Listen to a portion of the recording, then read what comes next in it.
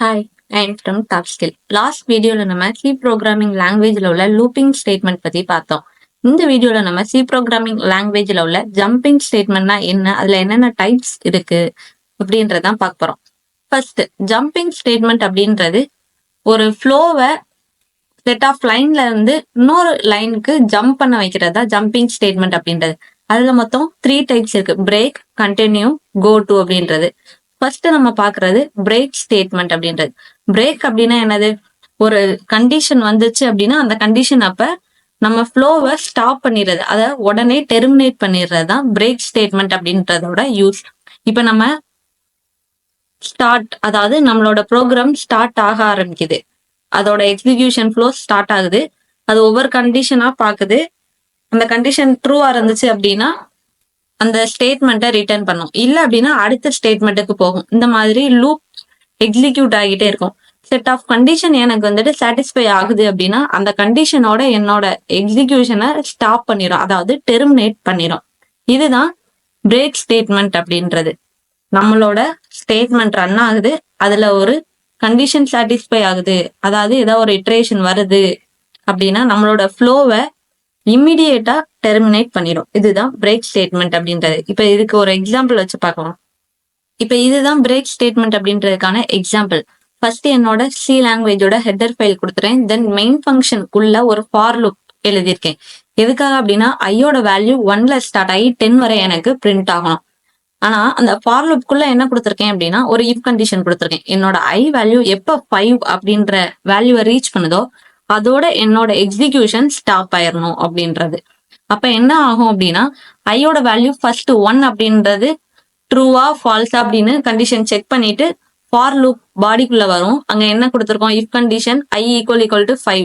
இந்த condition check பண்ணும். இந்த கண்டிஷன் ட்ரூவா இருந்துச்சு அப்படின்னா பிரேக் ஆயிரும் நம்மளோட எக்ஸிகியூஷன். இல்ல அப்படின்னா நெக்ஸ்ட் ஃபார் லூப்ல என்ன ஸ்டேட்மெண்ட் பிரிண்ட் கொடுத்துருக்கோம்? ஐயோட வேல்யூவை பிரிண்ட் பண்ணணும். அப்போ 1 அப்படின்னு பிரிண்ட் பண்ணிடணும்.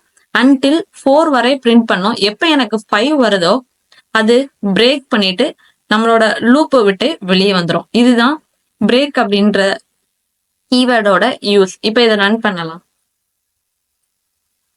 இப்ப இதை ரன் பண்ணோடனே எனக்கு வந்துட்டு 1 2 3 4 அப்படின்றது வரை வந்துருச்சு. எதுக்காக 5 வரலன்னா 5 ஐயோட வேல்யூ எனக்கு 5 வந்துச்சு அப்படின்னா நான் என்ன சொல்லிட்டேன்?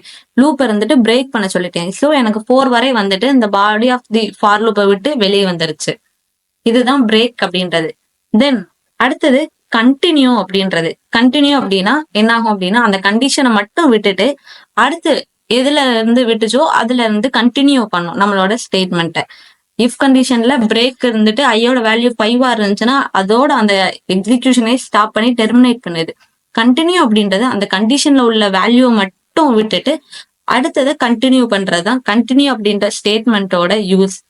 நம்மளோட லூப் பாடியில கண்டிஷன் ட்ரூவா இருந்துச்சு அப்படின்னா கண்டினியூ ஆகும். கண்டிஷன் ஃபால்ஸ் ஆயிருச்சு அப்படின்னா ரிமைனிங் பார்ட் ஆஃப் லூப் பாடி, அதாவது ரிமைனிங் பார்ட்டை மட்டும் நம்மளுக்கு எக்ஸிக்யூட் பண்ணிடும். இப்ப இதுக்கு ஒரு எக்ஸாம்பிள் பார்க்கலாம். இப்ப இதே எக்ஸாம்பிள்ல நான் பிரேக்குக்கு பதில் கண்டினியூ அப்படின்னு கொடுக்குறேன். இப்ப கண்டினியூ அப்படின்னு கொடுத்தேன் அப்படின்னா எனக்கு 5 மட்டும் விட்டுட்டு 6 7 8 9 10 அப்படின்றது எனக்கு அவுட்புட்ல எனக்கு டிஸ்பிளே ஆகும். இப்ப இதை ரன் பண்ணனே என்ன இருக்கு? 1 2 3 4 6 7 8 9 10. ஃபர்ஸ்ட் எனக்கு பிரேக் வச்சு கண்டினியூ பண்ணும்போது, அதாவது பிரேக் வச்சு நான் எக்ஸிக்யூட் பண்ணும்போது 1 2 3 4 மட்டும் தான் வந்துச்சு. 5 எதுக்கு வரல அப்படின்னா நான் பிரேக் கொடுத்துட்டேன். கண்டிஷன் ட்ரூவா இருந்துச்சுன்னா என்னோட எக்ஸிகியூஷன் அதோட ஸ்டாப் ஆயிடும். ஸோ நான் பிரேக் கொடுத்துட்டேன். இங்க நான் கண்டினியூ கொடுத்தனால அந்த கண்டிஷன்ல உள்ள வேல்யூ 5 அப்படின்றது மட்டும் வராம 6 7 8 9 10 அப்படின்றது கண்டினியூ ஆயிருக்கு. நம்ம பிரேக் கண்டினியூ பார்த்த மாதிரி தான் கோ டு அப்படின்றது ஒரு ஜம்ப் ஸ்டேட்மெண்ட் தான். ஆனா அது கண்டிஷன் வச்சு வராது, ஒரு லேபிள் வச்சு. நம்ம ஆட் ஈவன் அப்படின்றதுக்கு தனித்தனியா ஒரு டாஸ்க் எழுதியிருக்கோம்.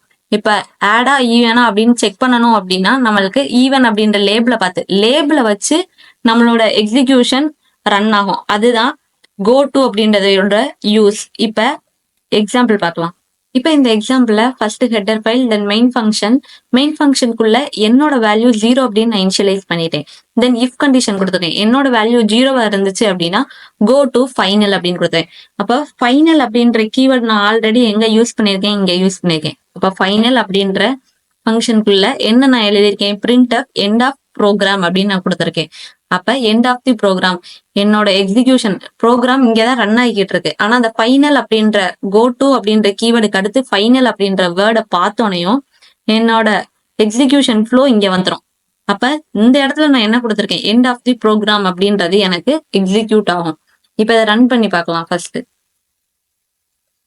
இப்ப இதை ரன் பண்ண எனக்கு டைரக்டா என்ன வந்துருச்சு, எண்ட் ஆஃப் ப்ரோக்ராம் அப்படின்னு வந்துருச்சு. த நம்பர் இஸ் என்ன நம்பர் அப்படின்றது பிரிண்ட் ஆகல. ஏன் அப்படின்னா என்னோட வேல்யூ 0 அப்படின்னு இருந்துச்சுன்னா நான் என்ன சொல்லிட்டேன், கோ டு ஃபைனல். இஃபோட கண்டிஷன் எனக்கு ட்ரூவா இருக்கு. அதனாலதான் இஃப் பிளாக் உள்ள போயிட்டு எனக்கு ஃபைனல் அப்படின்றதுல என்ன பிரிண்ட் கொடுத்துருக்கேனோ அது மட்டும் எக்ஸிக்யூட் ஆகுது. இப்ப நான் இங்க என்னோட வேல்யூவை நான் சேஞ்ச் பண்ணேன் அப்படின்னா இஃபோட கண்டிஷன் எனக்கு ஃபால்ஸ் ஆயிரும். ஸோ எனக்கு என்ன நம்பர் அப்படின்றதுதான் பிரிண்ட் ஆகும். The number is 2 end of the program அப்படின்னு பிரிண்ட் ஆயிடுச்சு. த நம்பர் வந்து என்ன கொடுத்துட்டேன், என்னோட வேல்யூ 2 அப்படின்னு கொடுத்துட்டேன். அதனாலதான் த நம்பர் இஸ் 2 அப்படின்றது எனக்கு பிரிண்ட் ஆயிருக்கு. தென் ஃபைனல் ஆல்சோ எனக்கு எக்ஸிக்யூட் ஆயிருக்கு. இதுதான் கோ டு அப்படின்றதோட யூஸ். இப்ப பார்த்த ஜம்ப் ஸ்டேட்மெண்ட்ல உங்களுக்கு எதுவும் queries இருந்துச்சு அப்படின்னா நீங்க டாப் ஸ்கில் அகாடமிக்கு நேர்ல வந்து விசிட் பண்ணலாம். இல்ல அப்படின்னா இந்த கான்டாக்ட் டீடைல்ஸ்க்கு கான்டாக்டும் வரலாம். தேங்க்யூ.